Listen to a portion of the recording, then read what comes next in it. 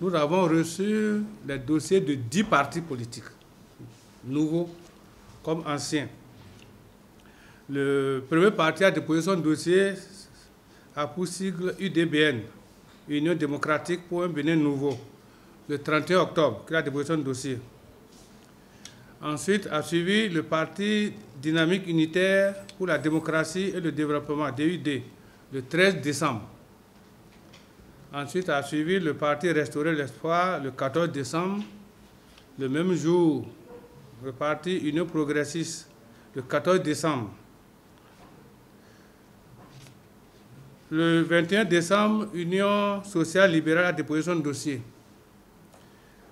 Le 26 décembre, le Bloc républicain a déposé son dossier. Le 28 décembre, le mouvement des élites engagées pour l'émancipation du Bénin, Mouel Bénin, a déposé son dossier. Le 31 décembre, le Force Cori pour un Bénin émergent a déposé son dossier, 31 décembre. Le 9e parti, c'est le Parti de Renouveau démocratique, PRD, a déposé son dossier le 18 janvier. Et enfin, le Parti Force Cori pour le développement du Bénin, FCDB, le dossier a été reçu le 31 janvier dernier. À la date du 7 février 2019, tous ces dossiers ont été étudiés et les résultats des dossiers ont été notifiés aux membres fondateurs du parti.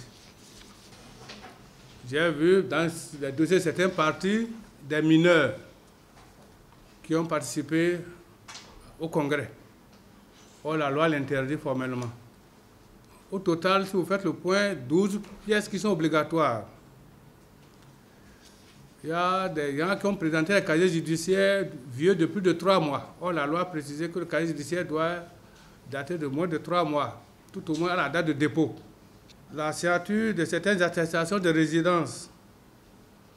Vous voyez un chef de village qui signe l'attestation de résidence pour un citoyen qui habite dans un autre village. On constate des attestations de résidence non signées. Ou bien une attestation doit être signée par un chef de village, un chef de quartier, parce que pour être sûr que vous habitez dans la commune. À défaut, dans certaines communes, chef d'arrondissement, mais d'ailleurs, c'est le maire qui signe. À la part d'une attestation, on nous fait un certificat. La loi n'a pas dit certificat. On a constaté le cahier judiciaire porte un nom. L'acte de naissance, c'est un autre. Le certificat de résidence, c'est un nom. Dans ces conditions, on s'est demandé si c'était toujours la même personne.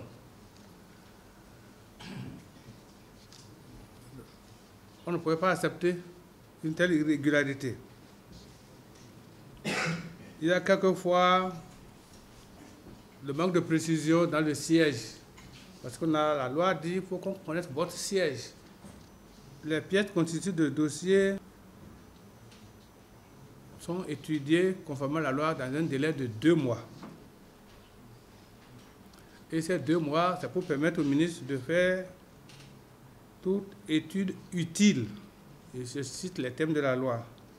Toute recherche utile, toute enquête nécessaire au contrôle de conformité à la loi du dossier de déclaration administrative. Donc la loi donne au ministère un délai de 2 mois pour le faire. Si le dossier est conforme dans cet intervalle, on le délivre un certificat de provisoire, un récépissé provisoire. Et dès que le récépissé provisoire est délivré, les 2 mois sont éteints. Si le dossier n'est pas conforme, on lui notifie la non-conformité. Et dès qu'on lui a notifié la non-conformité dans cet intervalle de 2 mois, les 2 mois sont éteints. C'est quand il ramène le dossier qu'on commence à décompter à 0.